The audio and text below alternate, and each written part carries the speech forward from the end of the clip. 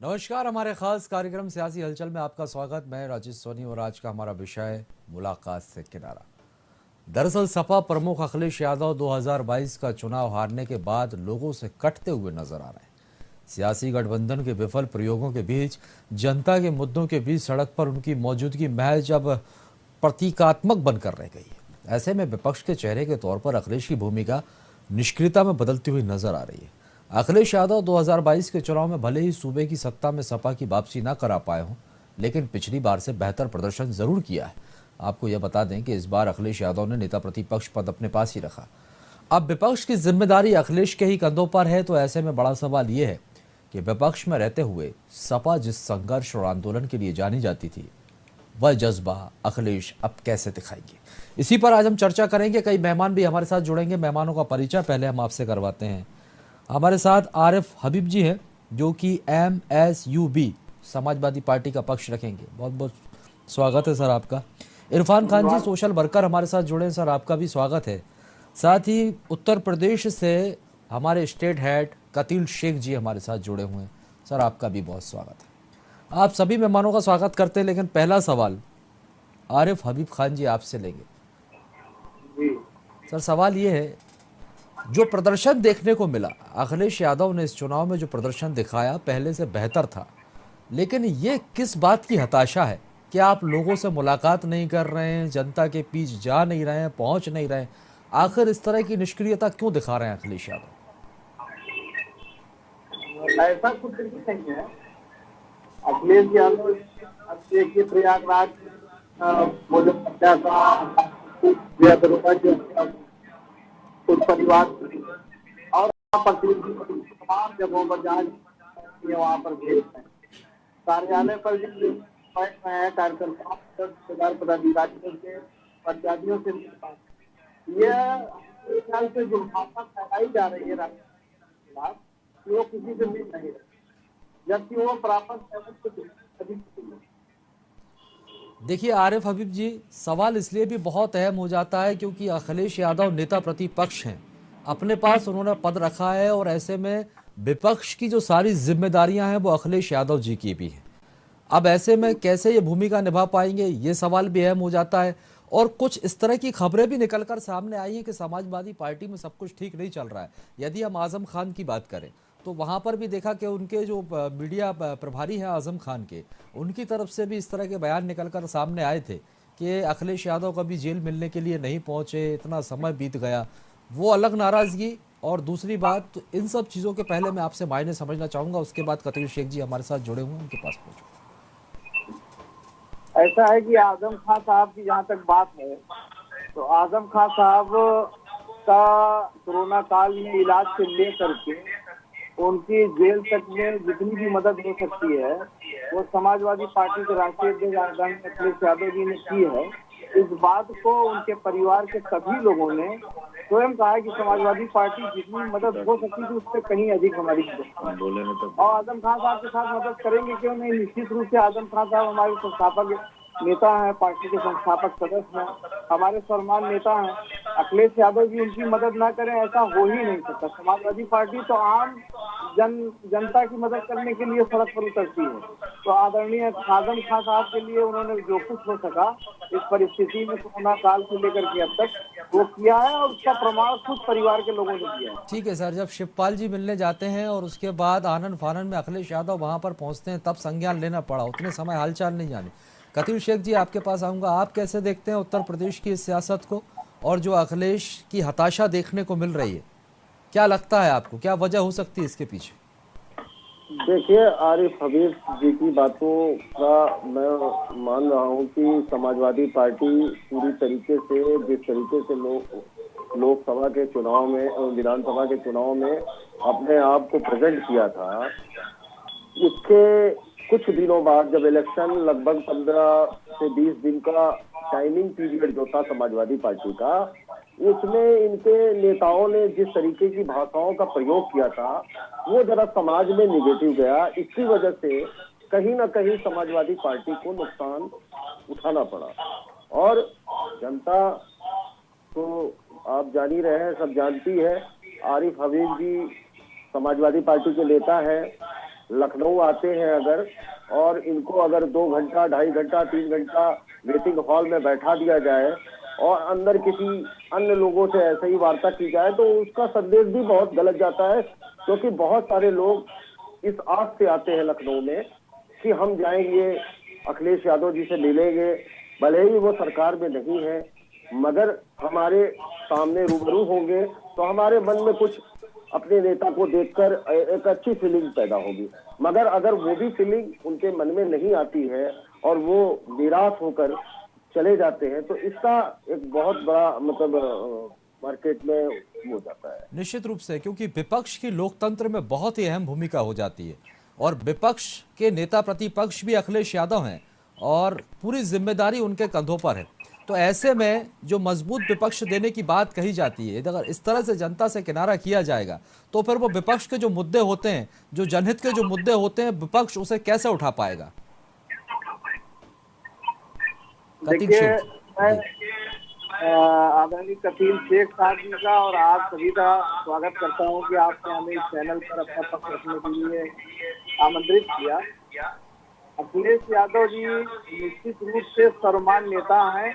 इस बात का सबूत इस नफरत भरे दौर में आवाम ने दे दिया कि जिस तरीके से उनके कार्यक्रम में जनता भीड़ के रूप में इकट्ठा होती थी, उनको सुनती थी। आप देखते रहेंगे, आप कुछ न्यूज चैनल से जुड़े हुए हैं कि पैसा देकर के भारतीय जनता पार्टी के लोग भी उस भीड़ को इकट्ठा नहीं कर पा रहे थे। ये अलग बात है कि मायावी सरकार है और मायावी सरकार में हमारे नेता को हार का चखना पड़ा मजा, लेकिन उस हार को हम जीत मानते हैं। ठीक है सर, गठबंधन एक प्रयोग आपकी तरफ से किया गया था। इससे पहले भी आप लोग कई प्रयोग कर चुके हैं। कभी कांग्रेस के साथ आपने प्रयोग किया, तो कभी मायावती जी के साथ आप लोगों ने प्रयोग किया। अब राजभर को, जयंत चौधरी को लेकर आप बड़ा प्रयोग करने के लिए उतरे, किसी प्रयोग में सफल नहीं हो सके। तो इस तरह के गंभीर आरोप आप लगा रहे हैं। सर, तथ्यों के साथ आरोप लगाएं तो समझ भी आता है, लेकिन इस तरह के गंभीर आरोप, ठीक है, आपको उतना जनादेश नहीं मिला जितना आप लोगों ने सोचा था। 400 का दावा आप कर रहे थे, लेकिन ये तो गंभीर आरोप है ना। किस तरह का आरोप? ये जो पैसे का लेन देन का आप आरोप लगा रहे हैं कि खरीद कर सरकार बनाई है, जनता को पैसे बांटे। नहीं, मैंने ये तो नहीं कहा कि जनता को पैसे बांटे। मैंने कहा मायावी सरकार है और इस मायावी सरकार ने आपने कहा कि पैसे के दम पर सरकार बनी। नहीं, मैंने ये नहीं कहा। मैंने ये नहीं कहा पैसे के दम पर सरकार बनी।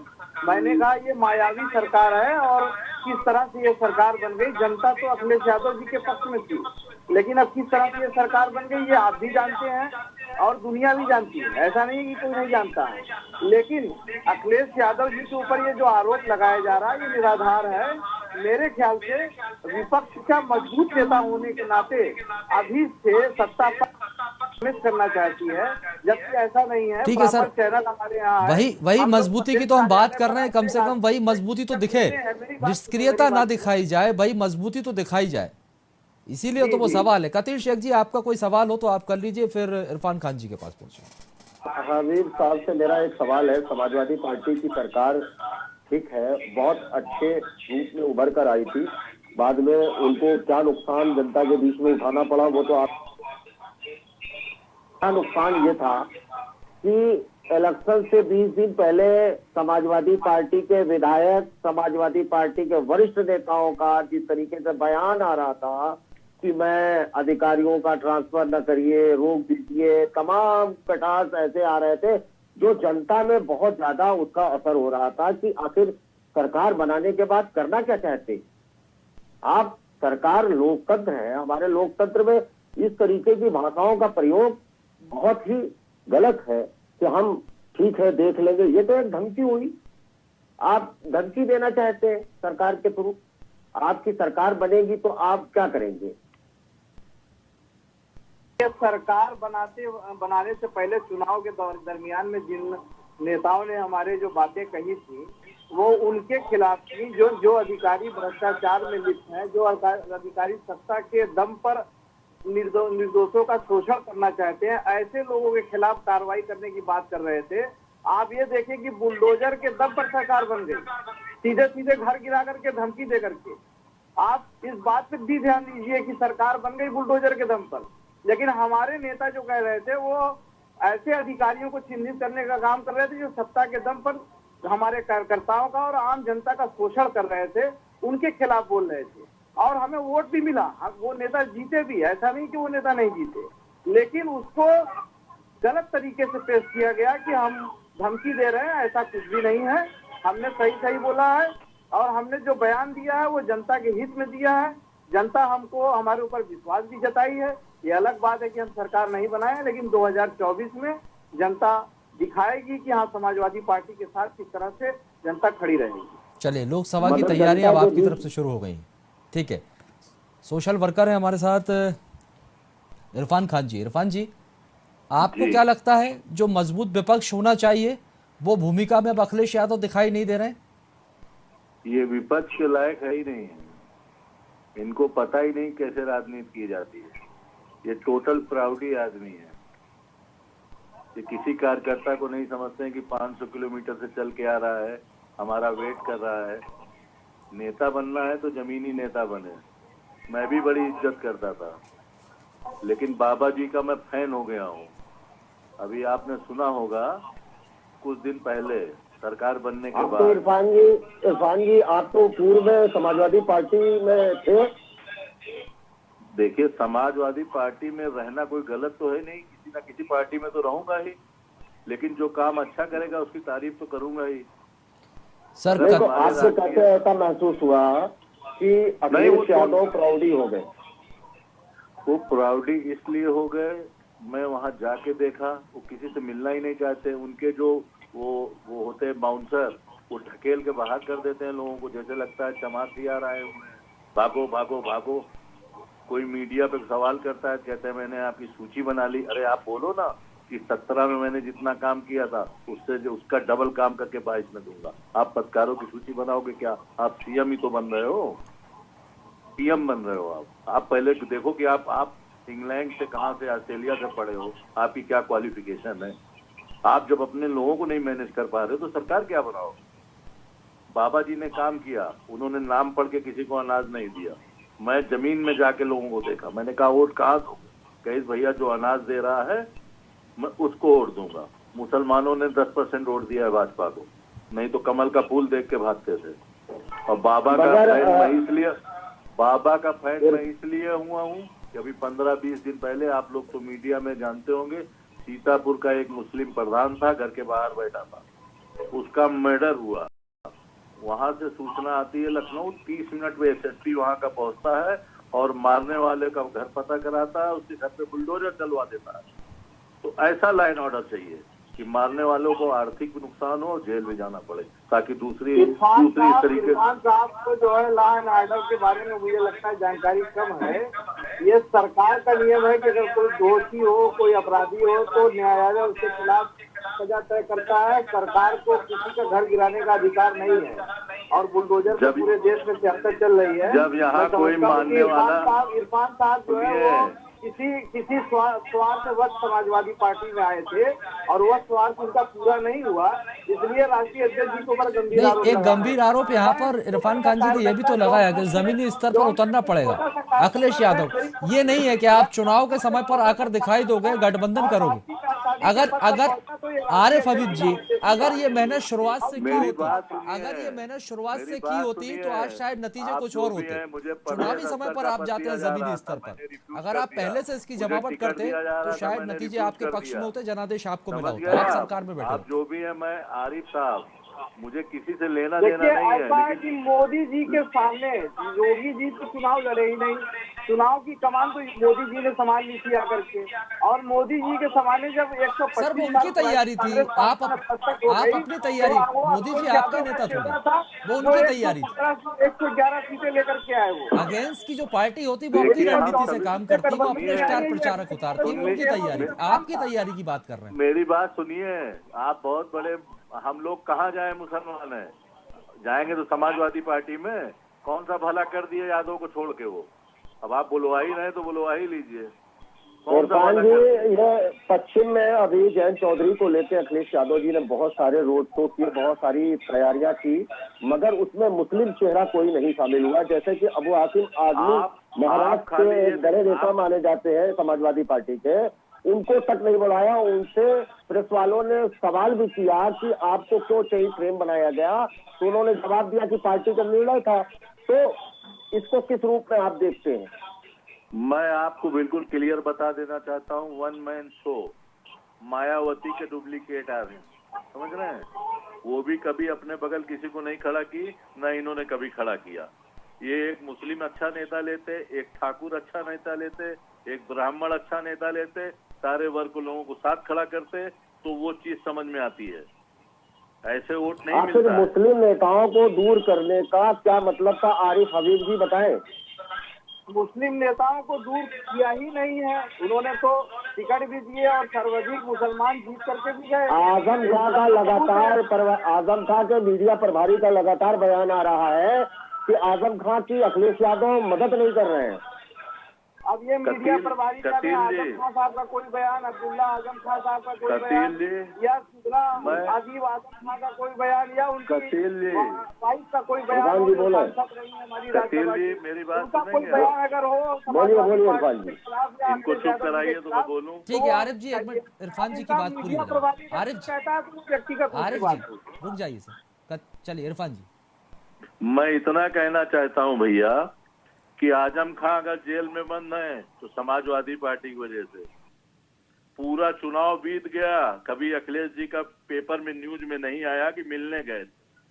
जब 6 महीना बचता है तो मिलने जाते हैं, तब उनकी मुझे याद है आती है। अखिलेश यादव जी को एक बार, इरफान जी, आरिफ हबीब साहब, हेलो, चलिए संपर्क टूट गया इरफान खान जी से, एक बार फिर जुड़ने जी की जी, कोशिश संपर्क करेंगे। बना हुआ है, बोलिए। ठीक है, चलिए जवाब दीजिए सर, बात पूरी कीजिए आप।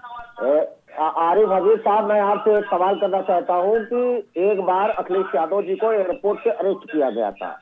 उस समय प्रदेश में सड़क पर इस तरीके से समाजवादी पार्टी के कार्यकर्ता उतरे थे जैसे बहुत बड़ा आंदोलन हो गया हो। आजम खां आज 2 साल से जेल में बंद है, उनके प्रवक्ता का बयान ऐसा क्यों आ रहा है? उनके लड़के अब्दुल्ला आजम इस समय बाहर है, चाहे तो अपने पिता से मिलकर इस तरीके का खंडन भी कर सकते हैं कि नहीं, आज हमारी तरफ से कोई ऐसा बयान नहीं है कि अखिलेश यादव हमारा साथ नहीं दे रहे।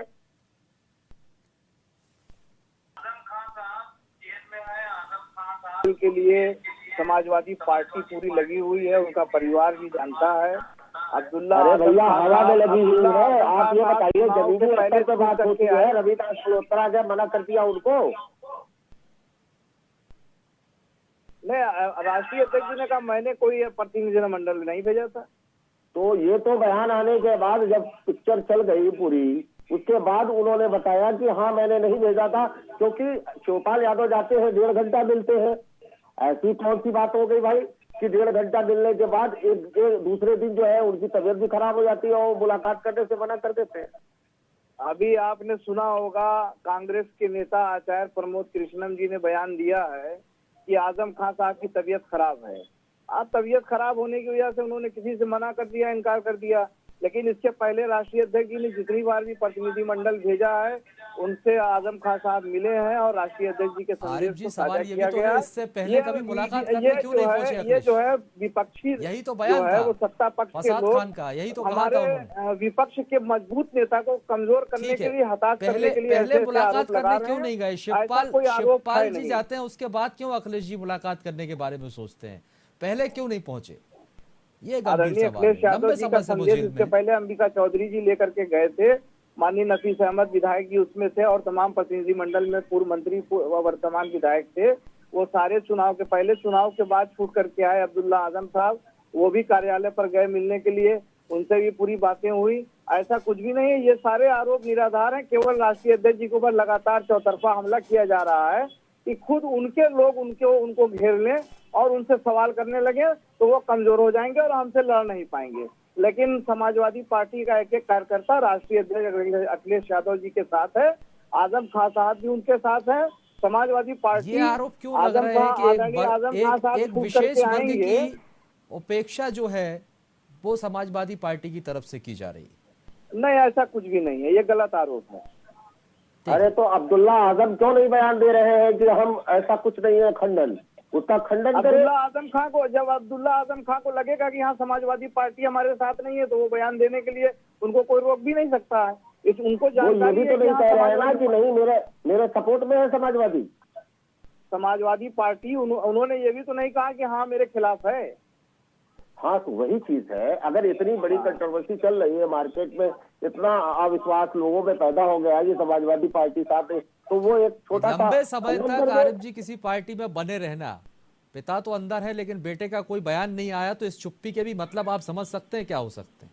और समाजवादी पार्टी के वो इस विधायक चुप्पी भी का हैं। मतलब भी समझ में आता है, वो खुलकर कह सकते थे कि हम समाजवादी पार्टी के साथ हैं, लेकिन इस आदरणीय चुप्पी के राष्ट्रीय मायने भी तो अध्यक्ष जी ने समझे इस पर जाएंगे। बयान दिया है कि आजम खान साहब हमारे हैं और समाजवादी पार्टी उनके साथ खड़ी है। उसके बाद किसी का कोई बयान नहीं आया कि आदरणीय अखिलेश यादव जी गलत बात कर रहे हैं।